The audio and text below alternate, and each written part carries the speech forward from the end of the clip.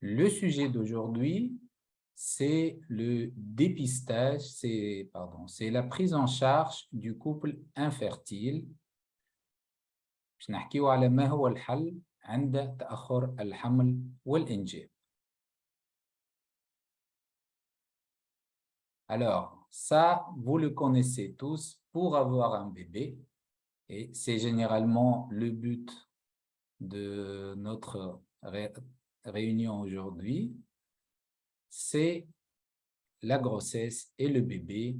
Et pour ça, on a besoin d'une rencontre d'un spermatozoïde et d'un ovocyte.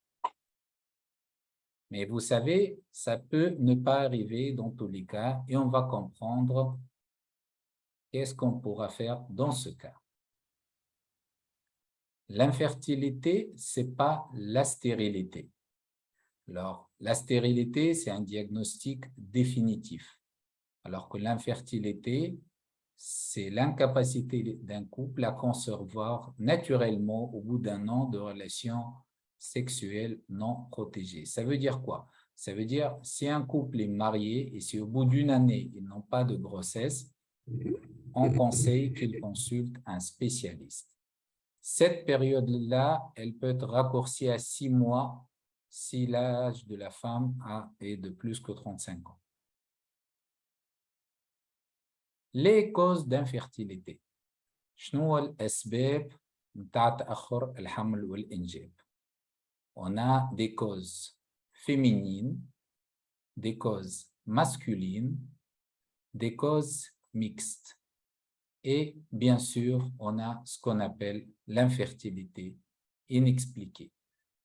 الأسباب اللي تعطينا تأخر الحمل والإنجاب نجم تكون ناتجة عن المرأة، نجم تكون ناتجة عن الرجل، نجم تكون ناتجة عن اثنين، وفما التأخر الحمل بدون سبب طبي واضح.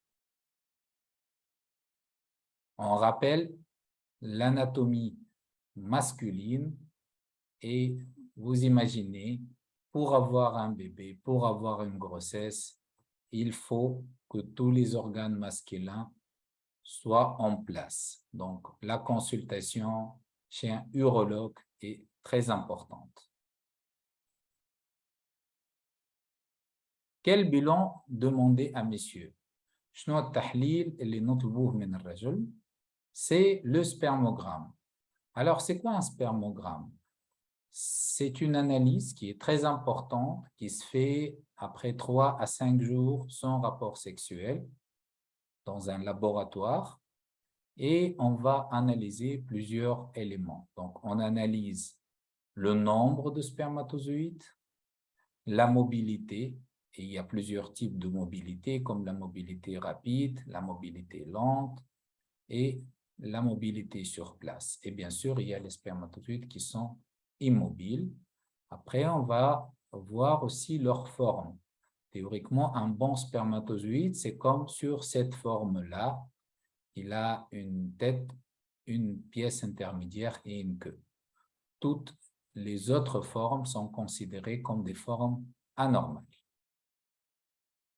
قلنا الراجل يلزم يعمل تحليل للسائل المنوي بعد 3 إلى 5 أيام بدون علاقات جنسية، والتحليل هذا نشوفوا به عدد متاع الحيوانات المنوية، الحركة متاعهم، ونشوفوا نوعهم وشكلهم. يلزم الشكل يكون كما في التصويرة اللي قدامنا. Comment améliorer la fertilité masculine? كيفاش نجموا نحسنوا الخصوبة عند الرجل؟ Bien sûr, il faut perdre du poids. Si on a un excès de poids, il faut perdre du poids, il faut faire du sport. Il faut arrêter tout ce qui est toxique. L'alcool, le tabac, l'excès du café. Un peu de café, c'est possible, sans problème pour l'homme et la femme, mais un excès de café, c'est pas bon. Et quand vous voyez le petit bonhomme de neige, les testicules sont à l'extérieur de notre corps pour une raison, pour ne pas être au chaud. Donc, il ne faut pas trop couvrir les testicules et il y a certains métiers où la chaleur est très importante et là, les messieurs peuvent avoir des problèmes de fertilité. كيفاش نحسنوا من الخصوبة عند الرجل؟ يلزم يكون صحي، نقص في الوزن، الأكل الصحي، ونتوقف عن الدخان والتدخين والزيادة المفرطة في القهوة. L'élément le plus important pour les spermatozoïdes, c'est la vitamine E. Et ça existe dans plusieurs produits, comme l'huile d'olive. Et on a de la chance dans notre pays qu'on a l'huile d'olive de bonne qualité, les amandes. Et aussi, il faut avoir les autres vitamines et les sels minéraux. كيفاش نحسنوا زادة في الخصوبة؟ نجموا نستعملوا الأغذية الغنية بالفيتامين E. Quand l'alimentation n'est pas suffisante, on peut bien sûr avoir des compléments alimentaires qui contiennent tous ces éléments. Et pour la femme? Et pour la femme, c'est vrai que les organes génitaux chez l'homme sont principalement à l'extérieur. Chez la femme, tout est caché. Et il faut suivre tout un processus, comme vous allez voir avec la flèche. Ça, c'est le vagin. Donc, quand on a des rapports sexuels, on a des spermatozoïdes qui arrivent ici au niveau du vagin. Donc, il faut avoir des spermatozoïdes de bonne qualité, mobiles, qui peuvent arriver jusqu'à l'ovule. L'utérus, la cavité utérine doit être normale et les spermatozoïdes doivent passer librement dans cette cavité utérine.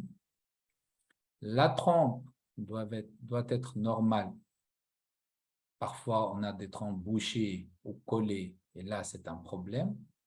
La rencontre de l'ovocyte et sa fécondation avec le spermatozoïde se fait dans la trompe.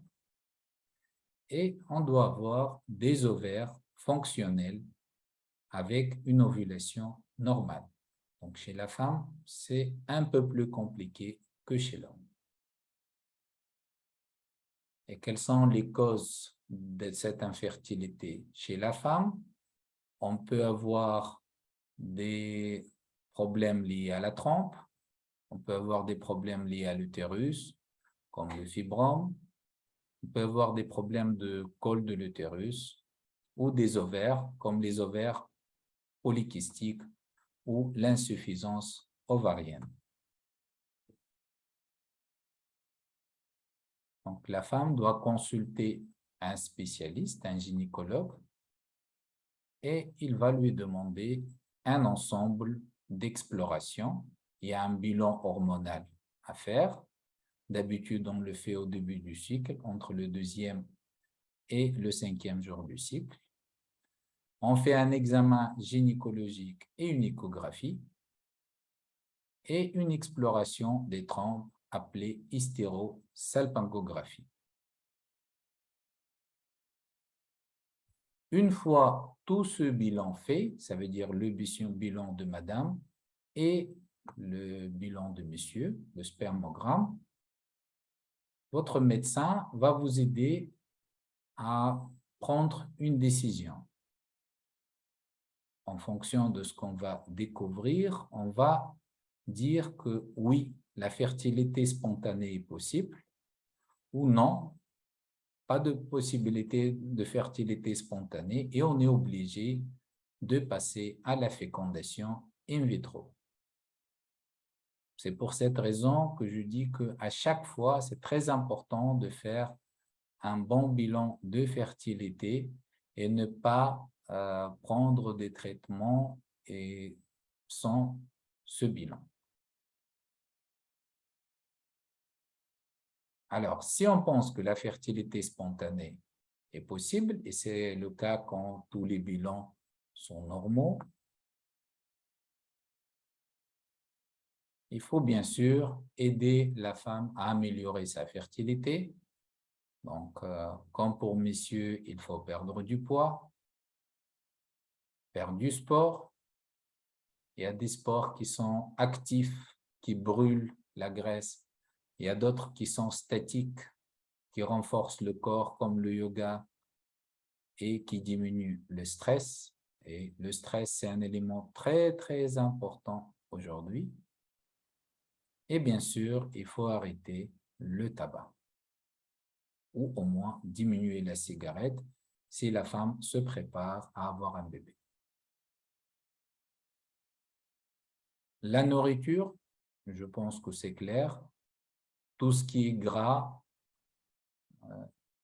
et tout ce qui fait grossir, il vaut mieux l'éviter et préférer tout ce qui est healthy, les légumes, les fruits, pour perdre du poids et rester en forme. Par contre, si les bilans ne sont pas bons et que votre médecin vous dit que la seule solution, c'est la fécondation in vitro, dans ce cas, c'est mieux de passer à la FIV et ne pas trop perdre du temps parce que vous savez que la FIV, il faut la faire quand on est jeune et quand on peut, et ne pas dire qu'on va attendre une dizaine d'années et après se retrouver avec un âge avancé, et là, on ne pourra rien faire. Quelles sont les étapes de cette fécondation in vitro, avec ou sans ICSI? On commence par stimuler les ovaires par des piqûres. Cette période dure à peu près 10 à 12 jours. Vers le 12e, 14e jour, on passe au centre de PMA pour faire la ponction ovocytaire ou ponction folliculaire. Ce jour-là, le monsieur donne le sperme et le biologiste ou la biologiste va injecter le spermatozoïde dans l'ovocyte. C'est ce qu'on appelle la micro-injection ou l'ICSI, où elle peut mettre les spermatozoïdes autour de l'ovocyte et faire la fécondation in vitro classique. Après, c'est une attente de quelques jours, 2 à 5 jours plus tard, on revient pour transférer les embryons. Généralement, on transfère 1 à 2 embryons. Et si on a des embryons en excès, on va les congeler. Et la dernière étape, c'est la plus importante, c'est 10 à 15 jours d'attente jusqu'à la réalisation de tests de grossesse. Le taux de réussite d'une fécondation in vitro varie en fonction de l'âge. Plus la femme jeune, plus on a de chances de réussir. Vous voyez, les femmes de moins de 35-37 ans, elles ont presque 40% de chances de réussir, alors que dépassant les 40 ans, on chute à moins de 10%. Pour cette raison, j'insiste toujours à dire, quand la fécondation in vitro est nécessaire, c'est mieux de la faire et ne pas attendre que l'âge passe. Et là, vous voyez bien cette image de cette photo des montres molles de Salvador Dali qui montre que le temps passe.